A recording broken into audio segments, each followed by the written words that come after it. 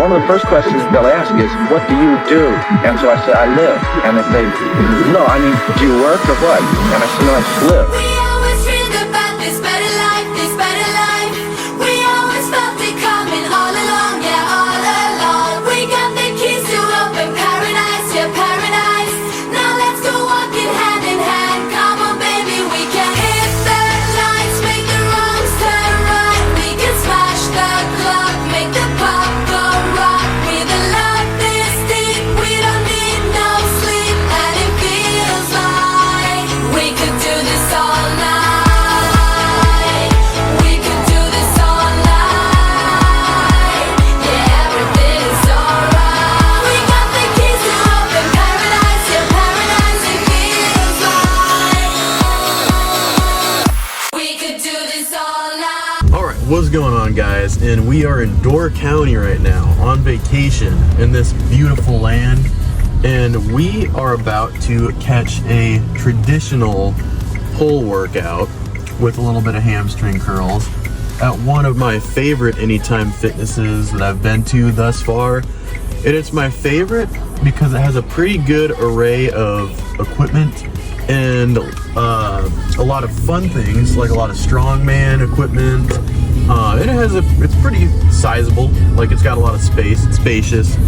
And I've had some of my best workouts so far in this gym. Some of my most memorable, I should say, and I've definitely hit some milestones working out there. So we're gonna hit a little deadlift and then some hammies, and then other than that, it's just a traditional pull workout. So I'll catch you guys at the gym.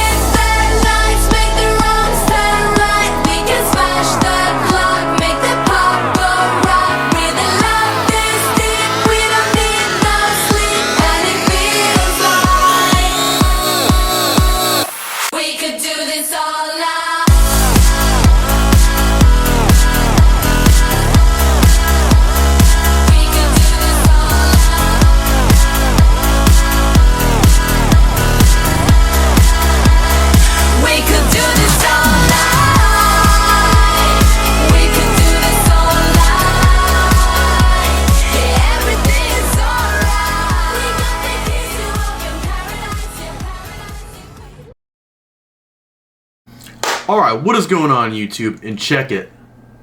We got braces. It's time to start smile mogging on everybody. We're gonna, up the teeth game. And one thing I didn't consider is that I was not gonna mind how the braces looked at all, but it's hard to get the protein meals in because this takes out like steak. Apples aren't protein, but I just mean in general, the bodybuilding style, like eating patterns, like that, chicken breasts, steak, they're not the easiest with braces, and, they require a lot of upkeep. So that's something I didn't anticipate. I thought I would hate the way they look, but I actually think they look all right. And I already think my teeth are getting straighter. So frick yeah. But other updates, we have a powerlifting meet in T-minus 3.5 weeks on August 15th, and we are competing at 165 pounds. However, we just got back from vacation, And in addition to that, I had my birthday before that, and then right after that we had Rib Fest. Then somewhere in between there, or a little bit after there, we had a big outing. Then before that, we had the 4th of July bender. And the bottom line is, it has been a rocky wave all summer long. We've been pretty lean this summer, but then we've also been pretty big this summer and bloated. And so I woke up 176 this morning, 175.6, but I just kind of rounded up. And yeah, because I'm pretty good at vacationing. I go hard, and I can lock in all the times where I'm not on vacation. I can even lock in on vacation, but where's the abundance in that? I like to kind of, if I'm gonna deviate from my routine, I'm gonna do it a decent amount. I'm gonna enjoy it. I'm gonna make it worthwhile. So, needless to say, we fueled our athleticism with some athletic chub. We got some tactical girth going on here, and that's okay, because as an athlete, you should be fueling your ambition. It's not always about the striations or like the razor board abs. Let's see how we're looking. I'm gonna get it in the camera. But anyway, we are locking in now. We are going back to a relative cut, and we're cutting out all alcohol with, one freebie. We get one freebie until October. So we're going to call it 75 rock solid, because we're going to be training intensely for those 6 days. We're going to be getting our cardio and weightlifting in. We're going no alcohol. We are eating, but I'm taking the Sabbath day of rest off. We're honoring and observing the Sabbath still. So technically it's not 7 days a week. And then dietarily, I'm just, cutting out doing the low inflammation whole foods diet. That's pretty much the plan going forward. So stay tuned, because we're making a comeback. This is a comeback video, comeback movie actually. We're going to be documenting this process, because what I'm thinking right now is I have the calories to train really explosively and really attack my strength goals, but hopefully without continuing to add calories to my daily intake. By the time we get to the meet, I have leaned out, but have accrued proper stimulus to get a lot stronger, and hopefully we ball out and win a title. So without further ado, I am going to go get some protein in and continue editing some videos, because we got a lot lined up. So I'll see you guys in a sec. So while I let you guys enjoy some of my sets and some footage leading up to the powerlifting meet that I've been training for, and I made some big strength breakthroughs during it, I wanted to go over kind of the message or a general theme of this video. And this is a thought that was provoked to me when I was watching an episode of Andrew Huberman. His episode with Ido Portal, he had a quote in there, Ido did, and that was that he found that the athletes of today are looking up to the fitness influencers and like the kind of bodybuilders or aesthetics. The people that look the part are being looked up to by the future athletes. Everybody wants to train for aesthetics, to look aesthetic, look the part, to mog basically. And while I think that has a place, and it feels good, it's freaking awesome to be, sexy and to mog and what have you. But what's honestly more awesome is keeping your athleticism you had in high school into your later years. And I think that's something that gets neglected when you're just trying to optimize how good you look. Like the nice wide shoulders, like looking like a movie star, and staying lean, because not everybody can function their best and most optimally and explosively at a very low body fat, where you have like very, very shredded to the gills abs. Sometimes that is not like the most optimal for performance for everybody. And that's something that I kind of learned this summer, and that's why this is a comeback video because I wanted to get really, really lean. I wanted to get really, really shredded. I wanted to look one of the best I've ever looked in my whole life. And to do that, I was having very low calorie days on days that I both had to lift and worked long, hard hours on a manual labor job on a farm. And my body definitely accrued a lot of stress, and I made strength gains. I did. I got through it, and it was a big challenge that I was kind of able to prove to myself I was capable of, and I got really lean. And on days where I would kind of cheat and treat myself, I would then do like a bunch of added walking to shave off all the poundage I just put on. And some people would say that is like dietarily disorderly, even, to be doing such things, to take such measures to prevent calorie burn and stay at such a low body fat percentage. And I had massive cheat days. I went over this earlier. But the bottom line is, I think one thing I missed was that I should be letting my food that I eat fuel my athletic ambition. That's something I covered just a little bit ago in this recording. But in addition to that, like, you should receive life a little more abundantly than that and enjoy yourself. Athleticism and enjoyment here and there can really go hand in hand with athletic performance, but it's hard to just always try to cut yourself down so you just look really good for pictures and stuff. There's a lot of components of aesthetics and athletics that clash, like having kind of wide hips and kind of a powerful blocky waist. That's pretty good for athleticism and core stability, but obviously you want a very almost alien triangular shape in aesthetics to look as good as possible.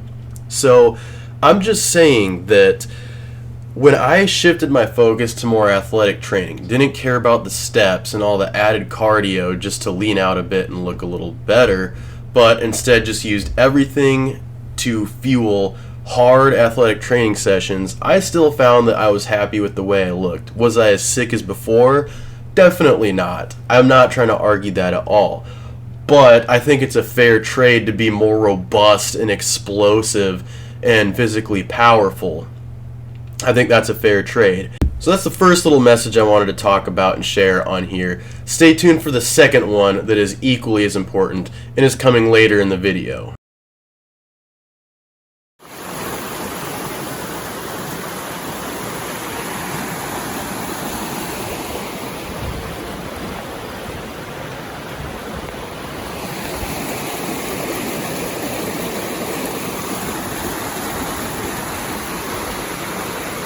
Alright, so we are back reporting in. I just got over being sick for a while, so, and you can probably still hear it a little bit, but most of that's also dehydration because of the gut cut, which I didn't really even get to record because I was so sick, and like the water manipulation.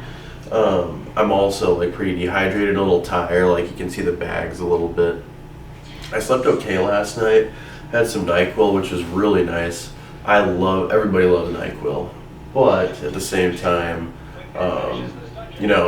first night in a new hotel, so nothing's perfect, and the diet has been very off because my diet has basically just consisted of a total of like 2,600 calories of like just Oreos and protein powder, milk, almonds, basically. Here, I'll check out the hotel room, see how we're looking.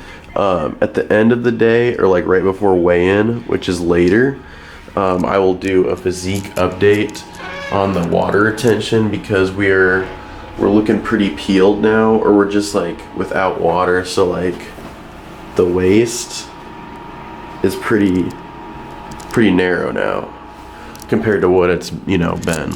But the room is really nice. That's where I slept right there, which is like, it's not a pull-out couch, but it's actually like a large couch. Here's the phone for like, I don't know, reference. It was just a big couch. I slept on there. Here's a nice little window where you can like peek out at the parking lot.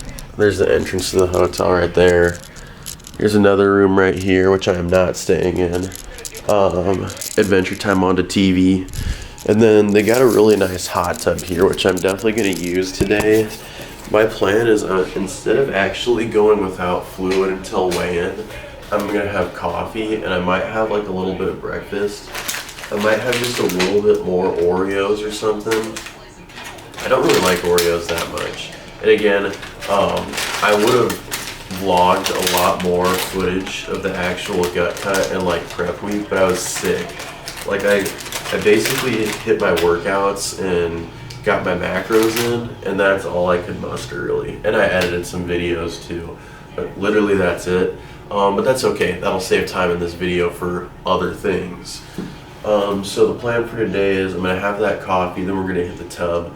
I'm gonna sweat out a little more water weight, and I'm going to maybe do some Jolly Ranchers and like try to get some spit out. Weigh-in's at 4 p.m. so that's all I have to wait till. The goal behind having some coffee is that it'll give me some energy and also like push everything like sitting in my stomach out, hopefully, because caffeine has that effect. And then I'm gonna shower off, and then most importantly, I'm gonna see some people and have some good times. So stay tuned, and I will see you guys right before weigh-in. So I had some coffee this morning and ended up weighing in 4 pounds over, because you know, it was a good amount of coffee. I definitely shouldn't have done that, but now I'm going to do a little bit of spitting, and I'm going to relax in this lovely hot tub, which I have all to myself. Look at this beautiful pool area. I just want to take a minute to just sit here and appreciate how wonderful of an indoor pool this is. Hot tubs or hotels aren't really doing pools and hot tubs as much nowadays, and it's really a shame because hot tubs and hotels are what America was really founded on. All the good parts anyway.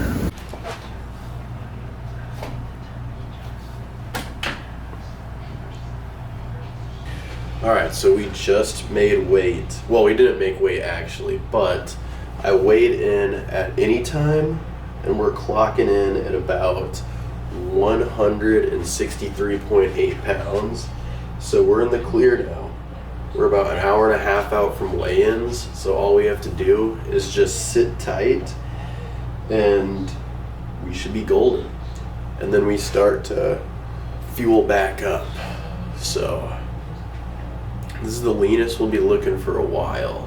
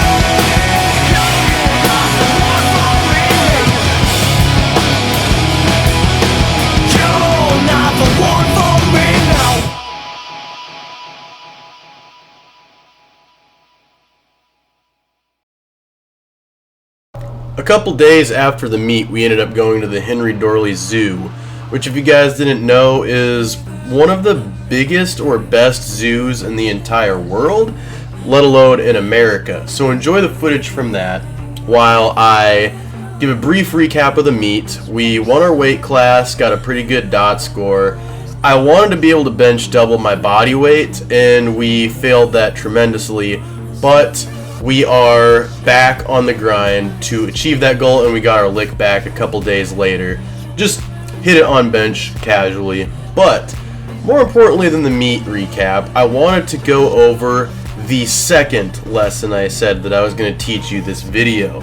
And that is the importance of living explosively, okay? So I want you guys to think about the most basic unit of human movement. It's walking, right? The basic way to get from point A to point B that humans have done for years and years and years and were created to do at a base level is to walk around. And as you age, the one thing that declines, or the sign that you are at a dangerous and potentially final stage of your life, is when you can no longer walk. So if walking is the standard form of human expression, what is running? Running's a little extra because you seldom see elderly people running around, right? And those that do, they are, ahead of the curve. They're a little extra. They're experiencing extra life by, being able to run. They're far ahead of their peers and are experiencing life more abundantly than them as such. So naturally, sprinting is an even higher form of human expression than walking or running. And that goes along with jumping and performing heavy lifts explosively. And this is the point I want to drill home in this video, is that to live explosively is the highest form of human expression. So lift those heavy weights as fast as you can without compromising the integrity of the movement. Sprint, do sprints, do box jumps, train that vertical. Because think about it, if you're experiencing extra life by performing these explosive movements, then the pin is already set higher for you later in life. What is your cognitive decline and physical decline due to age going to look like if you've been sprinting your whole life versus just running? Maybe your final stage of life looks like just running instead of walking if you've been sprinting your whole life. Or if you've been running your whole life, maybe your decline looks like just walking when everybody else is in a wheelchair and can't move. So that's what I really wanted to tell you guys, is that explosiveness is the most important form of movement God blessed us with, because it's the highest form of human expression.